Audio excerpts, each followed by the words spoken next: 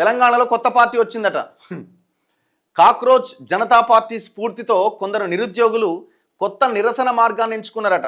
హైదరాబాద్లో అంటే తెలంగాణలో ఏందది, ఉద్యోగాలు భర్తీ చేయాలి అనే డిమాండ్తో తెలంగాణ ఎండ్రిన్ పార్టీ ఏర్పాటు చేస్తున్నట్టు ప్రకటించారట. అంటే ఎందుకంటే మొన్న రేవంత్ రెడ్డి అన్నాడు కదా ఎండ్రిన్ దాగుర్రని ఎవరినో, అయితే తెలంగాణ ఎండ్రిన్ పార్టీ అని పెట్టినట్టుగా. ఈ పార్టీకి చెందిన జెండాని లోగో ప్రస్తుతం సోషల్ మీడియాలో వైరల్ అవుతున్నదట. ఎండ్రిన్ సీసా గుర్తట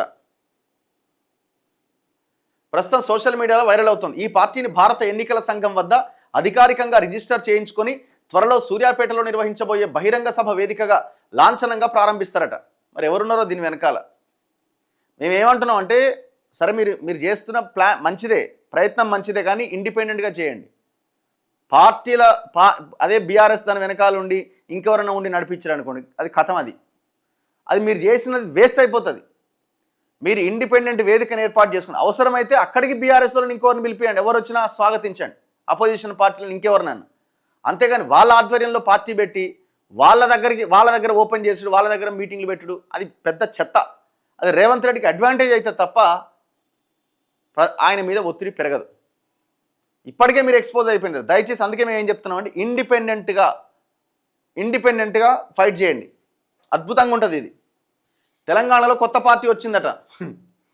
కాక్రోచ్ జనతా పార్టీ స్ఫూర్తితో కొందరు నిరుద్యోగులు కొత్త నిరసన మార్గాన్ని ఎంచుకున్నారట. హైదరాబాద్లో అంటే తెలంగాణలో ఏందది, ఉద్యోగాలు భర్తీ చేయాలి అనే డిమాండ్తో తెలంగాణ ఎండ్రిన్ పార్టీ ఏర్పాటు చేస్తున్నట్టు ప్రకటించారట. అంటే ఎందుకంటే మొన్న రేవంత్ రెడ్డి అన్నాడు కదా ఎండ్రిన్ దాగుర్రని ఎవరినో, అయితే తెలంగాణ ఎండ్రిన్ పార్టీ అని పెట్టినట్టుగా. ఈ పార్టీకి చెందిన జెండాని లోగో ప్రస్తుతం సోషల్ మీడియాలో వైరల్ అవుతున్నదట. ఎండ్రిన్ సీసా గుర్తట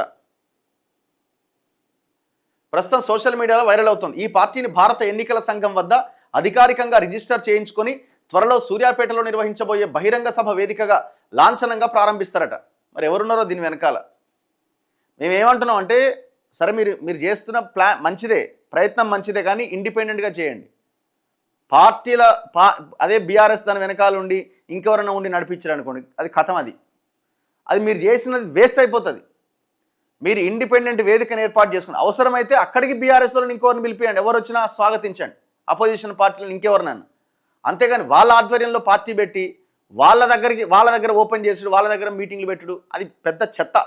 అది రేవంత్ రెడ్డికి అడ్వాంటేజ్ అయితే తప్ప ఆయన మీద ఒత్తిడి పెరగదు. ఇప్పటికే మీరు ఎక్స్పోజ్ అయిపోయినారు. దయచేసి అందుకే మేము ఏం చెప్తున్నాం అంటే, ఇండిపెండెంట్గా ఫైట్ చేయండి, అద్భుతంగా ఉంటుంది. ఇది